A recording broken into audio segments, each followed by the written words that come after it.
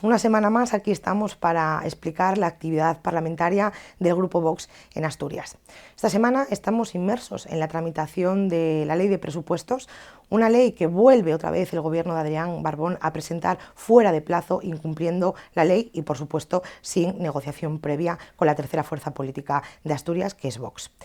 Así que empezamos la semana, como no podría ser de otra manera, denunciando estos presupuestos porque supone un expolio fiscal y un atraco al bolsillo de todos los asturianos.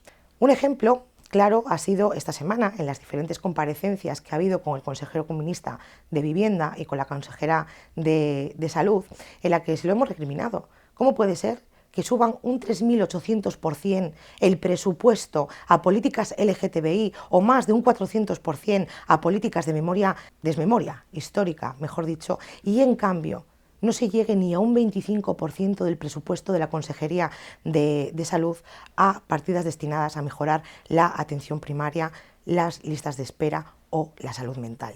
Esta es la verdadera importancia que le da el gobierno de Adrián Barbón a los servicios públicos. Cero. ¿Por qué? Porque está más pendiente de crear sus chiringuitos y de alimentar a sus estómagos agradecidos que de velar por el bienestar de todos los asturianos.